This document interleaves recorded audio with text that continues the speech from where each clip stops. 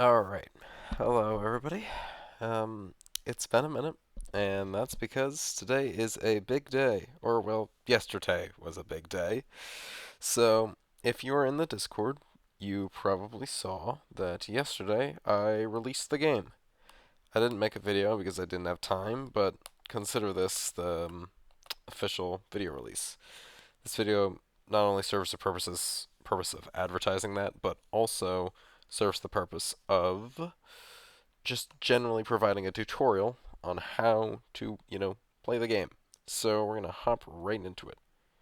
Now we're in the game, so the menu all works. So I would suggest reading up on these keybinds to see what does what. A few things to note. Drop item is Z. Flashlight is X. I know that's weird. Interact, which is used for entering seats and opening the fabricator and a few other random things, is F.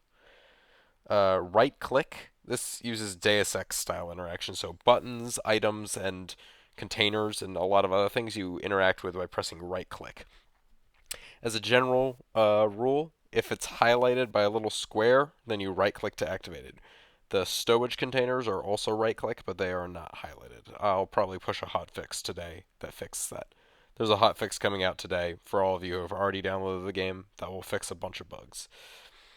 So let's see what else. So E not only is down, but it's also pick up physics objects, which is also used for picking up physics objects. So do keep that in mind. So you can do that with items and other stuff. And yeah, that's most of the stuff. Anyways, settings.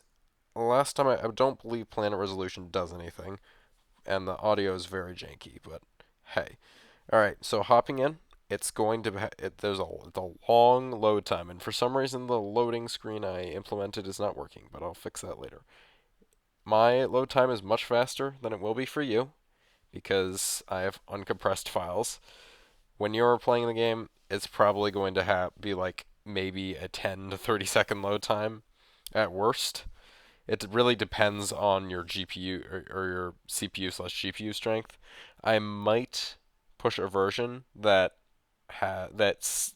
saves models so that it'll load faster, but I'm not 100% sure if I have that implementation set up, so I'll try and work that out. So yeah, now we're in the game. Ignore this little blue bar. This is a thing that I'm testing. It's an oxygen meter, and actually, while I'm at it, I might as well test this. Okay, it works. Um, anyways, so we're in the game, and so we're obviously in the ship. A few things you should know. So first off, if we go to the back, if you walk in over here, you'll exit the ship. I don't want to because we're in space, and I'll fall into the endless void. This is the fabricator. You press F to enter this mode, and then you can interact. The cursor is super janky. The only thing you will really want to ever craft is the hover bike, to be perfectly honest. But I don't know why, and I can't really fix it, to be perfectly honest, because the UI system in this game is really broken. I'm going to try and make a new implementation for it at some point. But anyways, you press F to exit. This is the fuel input. If I open this up with right click and grab one of these fuel items, drop it using Z, there's no protection against dropping things out of bounds, so be careful. Pick it up with E and then throw it using left click. It'll get sucked into this and it'll fill up our primary fuel tank. We got a bunch of other crafting materials, so for example, if I just grab all those and hop over here, I can then hypothetically, yeah, I can click on this and then hit craft, and now I have a hover bike in my inventory. So with the hover bike, I can press 1, 2, or 3. Oh dear. Okay, so you press 1, 2, or 3 to deploy the hover bike, F to get on, and hold F to stow it into your inventory. That's an important thing to know. So this is the light switch. It's pretty simple. Anyways, let's get into the actual meat of things. I'm gonna make chapters so you guys can find these easier. So, this is the cockpit. There's a lot of shit that goes on in here, but I'm going to go in order of how you would turn on the ship. So, very first thing you do is you turn on both the batteries. Then, you want to hit tie to bus 1, then switch to the other battery and also tie that to bus 1. Now, they are both tied to the primary power bus, which means we're getting 15% power, because each one provides 7.5%, if I remember correctly. Next, go to the RCM, turn on RCM sys power, and pressurize all 3 tanks. Now you can see they're pressurizing. If we select each tank, we can see each one is pressurized. Now that those are pressurized, go to the LENR and press LENR system power. Validate the reactant. This will check if the reactant is the correct fuel type and pressurized. Then hit core heater and wait for this core temperature to go up. Then once it's around 20%, give or take, hit fuse allow, and now our reactor's activated, and you can see we've got more power. At this point, you can disable the batteries, or you can keep them tied and start charging them. This will fill them up at the cost of some more load. So the reactor is calibrated to produce power as requested. So, yeah. Anyways, if you just want to fly, you can skip that step. So if we go back to over here, this is the MTS, or main thruster system. So first off, once you have all these pressurized and the power on, click on MTS power, validate the propellant, inject the propellant, hit the helicon coupler, the superconductor, and the ICH coupler. You don't need the ICH coupler, it's just if you want a little more power. I would recommend only turning this on if you're trying to counter your velocity, because otherwise you're going to end up sending yourself flying into space at 10,000 miles an hour. Then turn on this thrust deflector.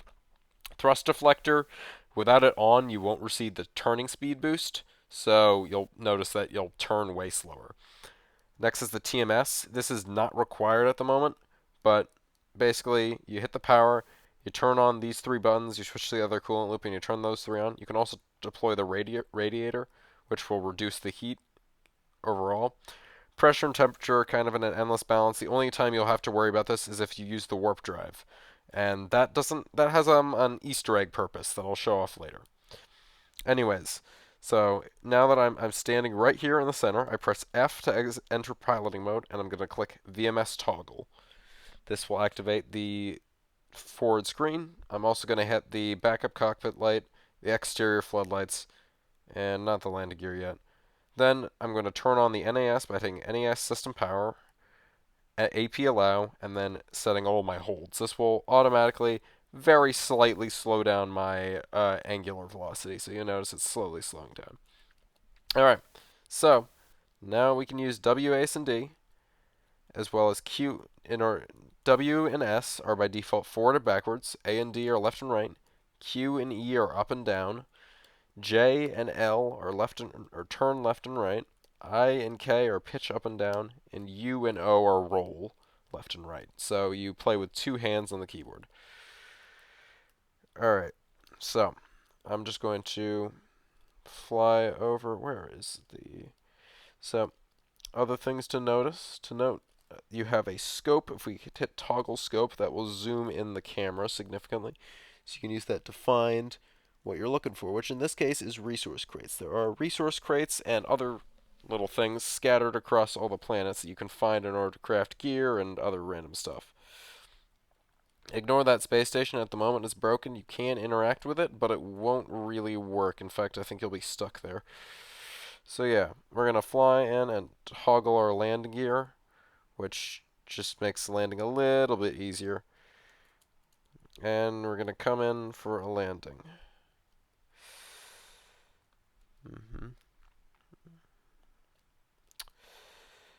And there we go. So I can press F to exit the pilot seat, and now I'm all good. One more thing to show off. The ABE power system, or air breathing engines. This is effectively to help you get out of the atmosphere when your ship is too heavy. You don't really need this at the moment, but it's useful to get a little bit of extra power while in the atmosphere. So first off, deploy the 2 exhausts. If the engines spin up while the exhausts are closed, then bad things will happen, I will tell you that. Then you can open up these and flip the switches, and they will power up. You can also deploy the thrust vectoring plates for extra steering power, but I do not recommend it, to be perfectly honest. It's really not necessary. You have more than enough steering power. So as you can see now, we've got a lot more speed, and we can fly a lot faster. But this only works while you're in the atmosphere. Once you exit the atmosphere, you will lose all that power. So beware, if you exit the atmosphere with too much speed, it's going to be very hard to counteract that.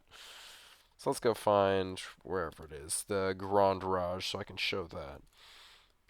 So that little thing with a big green G on it, that is the Grand Rage. There's one of these on Renson, the planet that we're on right now, and I believe that one's over there, the desert planet.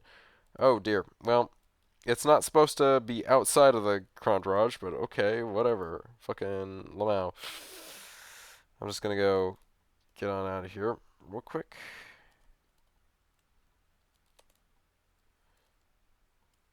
So, it's supposed to be in the Grand Rage, but hey, whatever, I don't really care. So, if the Grand Rage isn't open, you can hit this big old switch right here. It'll open this up, but then we have the Grand here, my precious baby. So while you're underneath it, you press F to enter the seat, and then F to exit. There's this door in here and two storage crates. You can press this button to open the doors, and this button to open the airlock. These are just normal storage crates, but anyways, so if we get in here, it's W and S to move forward and back, A and D to turn left and right, and because this thing is very prone to flipping, press Q and E to flip it. So this basically gives you some roll control.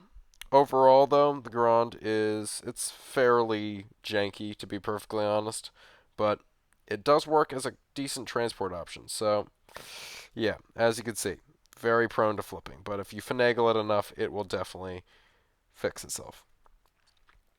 Anyways, showing off one more thing. If I equip this thing by pressing 1. This is the scanner. So this is a proximity sensor for resource crates. Basically, there are these resource crates, you'll know them by their green lights, that'll generally are scattered around the planets. This thing will start beeping if you have it out and you're near enough to one. So you can use this to find said resource crates, which you can use to make more fuel or to make other stuff. You can make fuel in the fabricator, which I'm going to probably put higher up on the list so that it's easier to make. Anyways, other stuff, the binoculars, right-click to zoom in. It's literally less zoom than your default zoom, so there's no reason to use it, but its primary usage is to set a marker with left-click. This will create a marker that you can see through walls and all that other stuff. Anyways, last thing is a light stick. You press left-click to summon an automatically stabilizing light source that can help you find your way and generally just make navigating a little easier. To get back in the ship, hop up to this little thing right here, and boom, we're back inside. Anyways, that is all. Well, one more thing to quickly show off. This is the music player. You'll notice I have a bunch of Terraria music loaded into it. So, if you go on Mac OS, you go to Application Support and find Endless Abyss Data, and then go to the Custom Songs folder in there, and drag whatever songs you want to put in there. Just throw them in there. Supported formats, I believe, are WAV, MP3, and OGG, maybe FLAC and other stuff. I don't know. But, yeah, you just throw them in there. For Windows, you get press Windows plus R, and type in %appdata%, enter, and then it'll pull up a folder, and then look for Endless Abyss Data, and then it's the same thing. So, yeah, play, pause, next, and stop. And this is the volume thing. Anyways, that's about it. This torpedo system it doesn't really work. Actually, I don't think it works. No. Let me try real quick. The buttons are very finagly on this one. So if I just pop this real quick. Oh, never mind. It does work. It's just they don't do anything, you know. So yeah, that's a thing you can do, I guess. Anyways, yeah, that's about it. So, happy spacing, I guess. I'll see you all later, and thanks for watching. Join the Discord. You can find the build in the Discord. The download link is in the Discord, and I will probably also be posting one at the bottom of the video. Please join the Discord if you can, and I'll see you guys later. Bye.